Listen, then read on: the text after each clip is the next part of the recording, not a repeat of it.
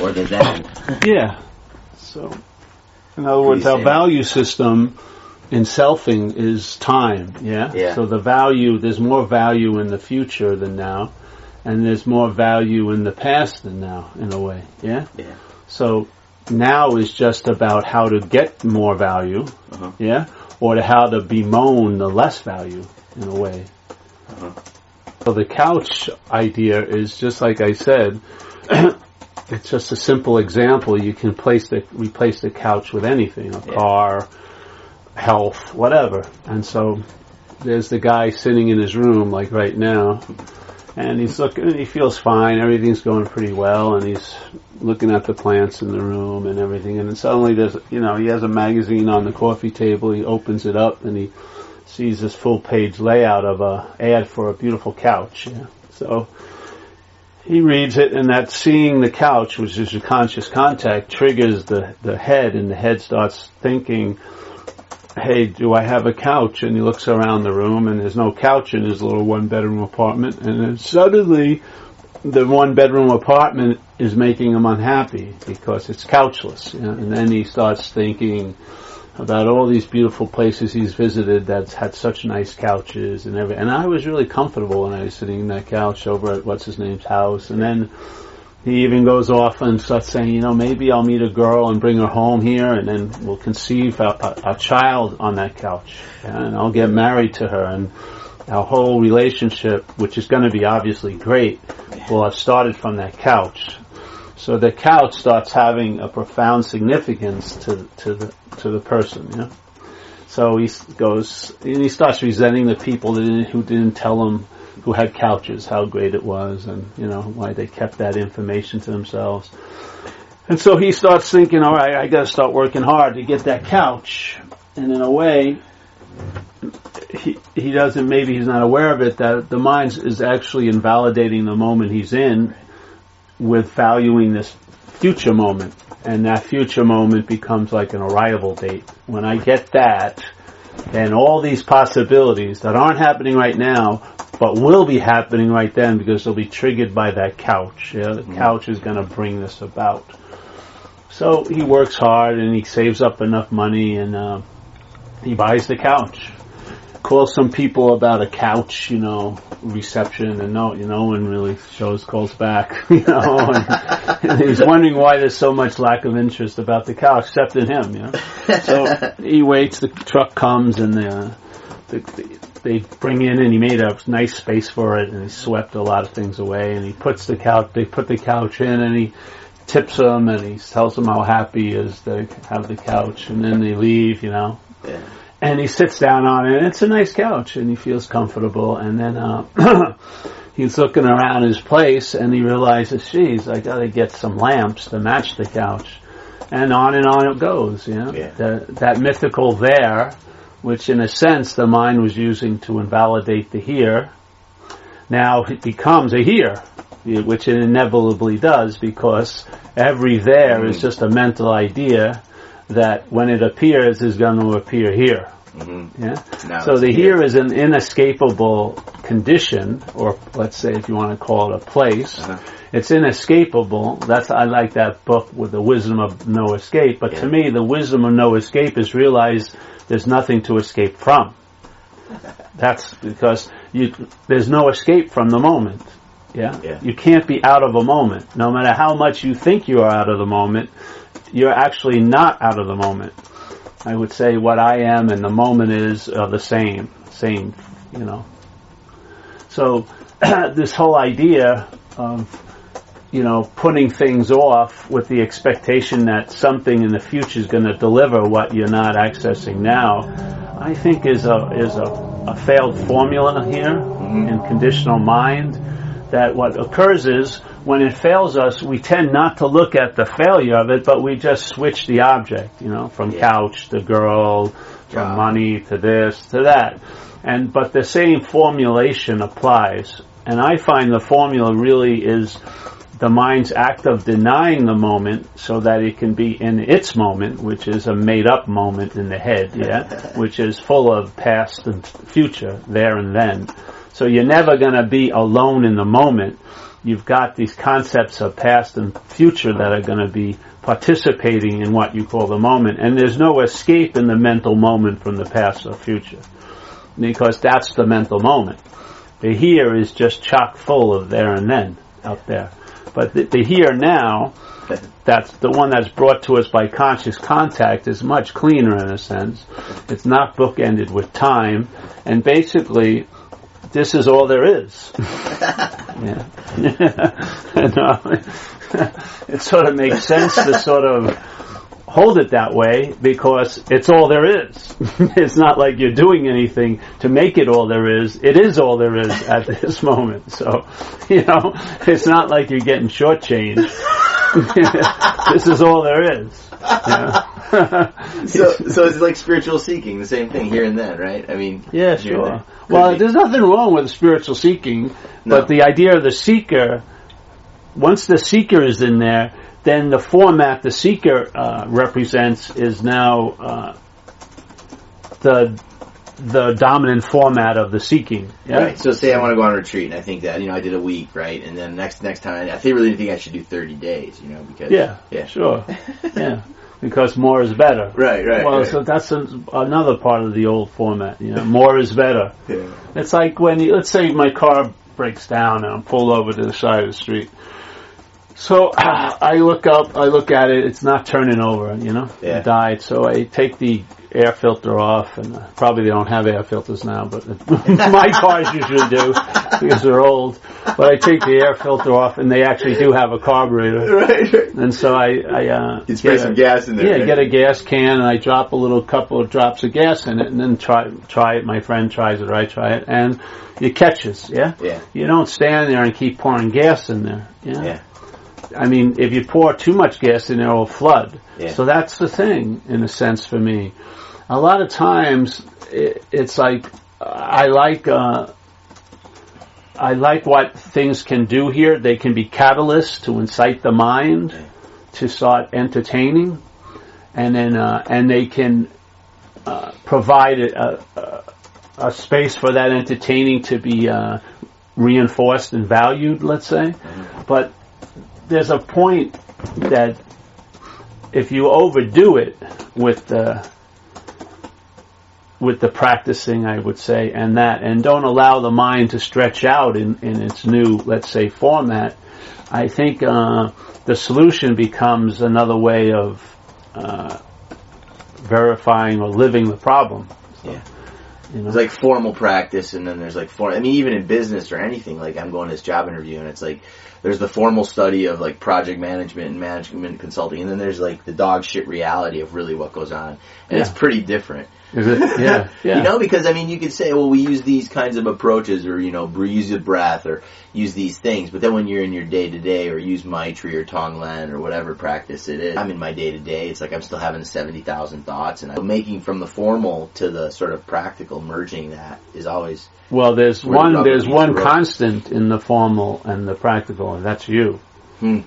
Yeah, that's what I would rely on. Is what.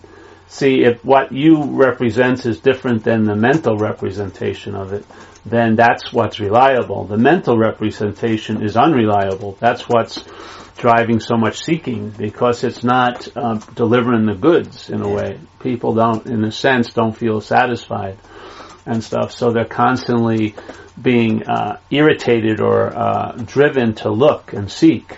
Yeah, but in all of the seeking and the non-seeking, there's still you in it. So I would say you're what needs to be the point of reliability. And I say that's just the difference between that is identification. If I'm identified as a self, which is like the center of a system called self-centeredness, that in recovery we say it's a failed system, then that self is going to show the effects of what it's relying on, that mind. And now if the mind can be broken from the slavery of self, then it may be, if you want to say mind relying on mind, then it will also show those effects, because this place is a place of expression and manifestation. So mind is manifesting here. So you can see what's happening by the manifestation. Yeah. So if there's a lot of anxiety, then there must be a huge belief in time.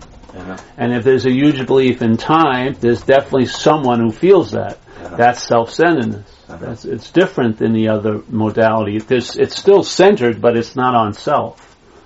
Yeah, that center is always available at all times, right wherever you seem to be, and it's a different system. It doesn't have self as its center, and it doesn't have time as the main value.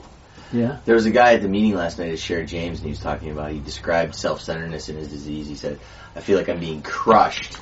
He's like, I felt like I was being crushed by self-centeredness. And contracted. He said it went into this small hole, and he was just being like pressure of it. Yeah, it contracts. Obviously, it's like that's the feeling of like the mental lens being ratcheted down to a very small aperture. Yeah, which is very confining and claustrophobic when a wide lens has a lot of more ease and comfort. Yeah. Yeah. So self-centeredness, tunnel visions, because you get into this wind tunnel of time where things are put off and things are attained and things are achieved, but they're not made available now usually. Yeah. Yeah. You know, the whole system here is doing and having. Yeah. So that's like do and have yourself into being, which is a weird formula when, you know, being is already being. Yeah? You can't do and have yourself into something that's complete. Yeah? Why not start from something that's complete, and then having would be more of an expression, not a tool to achieve or acquire. Yeah? It would be about an expression of where you're at. Yep. Yeah? Yeah. Okay, can we move on then to another one? I like what you did here. It's really good, and that just flows into other things, and I can see how this will be like, it'll be great because it's already a lot to work with, and then I'll dovetail it into the other stuff. Do you want to talk about, let's see, there's playing God, sheep or lion, we talked about, let's see.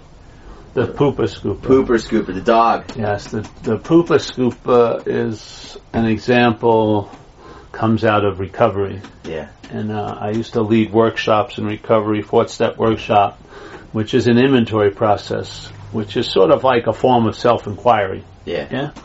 All right. And it's like the last thing you would have ever thought of was when you were drinking and using to go home and write about your day, or take an inventory. It wouldn't be a certain one of the top options of your self-centered system. It would be like, he ripped me off and I got to get him, right? Yeah, you would be talking a lot to someone else maybe, but never writing about it usually. So it comes out of a section of a book, the big book of recovery. It comes out of a chapter called How It Works, and it's describing the dilemma, the solution, and then how the solution actualizes, not through thought but through action. Yeah. So the solution is to rely on something greater than self. The problem obviously is reliance on self. And I took it a little farther than that. I believe it's identification as self, because so this is how it goes. This is just one sentence in it. It says, being convinced, which means to believe with certainty, being convinced that self, manifested in various ways, is what has defeated us. Mm-hmm. Yeah, so that's the statement. All right. So being convinced that self, manifested in various ways, is what has defeated us. So if you just read that sentence, he separates the two, self and us. Yeah. Uh-huh. I mean, so it's sort of like the idea of being bondage. Please relieve us of the bondage of self.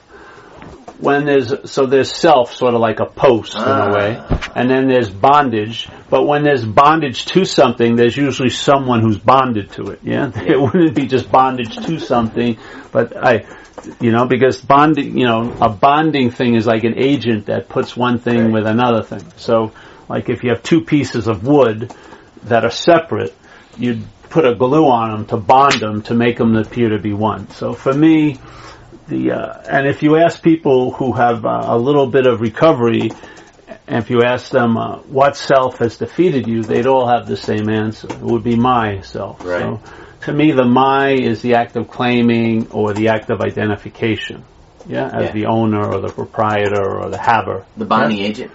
That's the basic. That's what's That's the basic agent, but the real application of it is obsession with self. Got it. Yeah?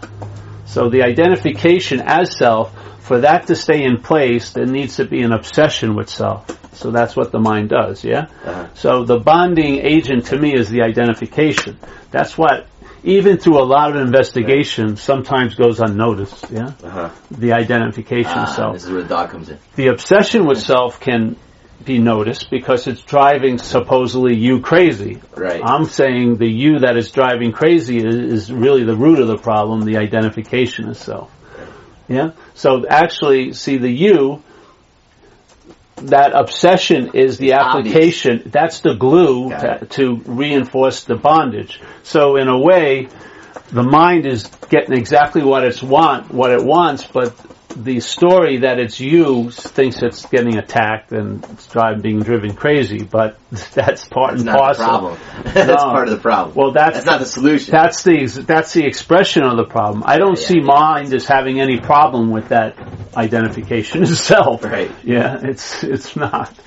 I mean, that's what it's doing. The story is the expression of the problem. It wants to identify itself. The story, the character that takes hold or appears, which it all can only, that's the ultimate level it can arrive at, is appearance. It doesn't exist, yeah? So that what is appearing to be you thinks the reinforcement of you sucks. It's driving it crazy, but there wouldn't be any you unless it was reinforced all day. Yeah. So you know, So it says, all right, being convinced that self manifests in various ways is what has defeated us.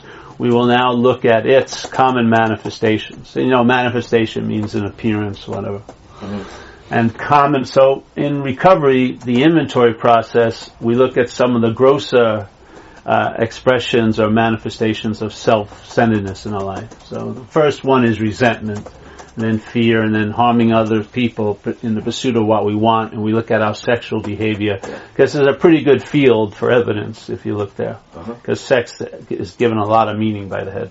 So, all right. So this case, so that's the statement. So here we go with the story. So there's a guy who has a really nice house.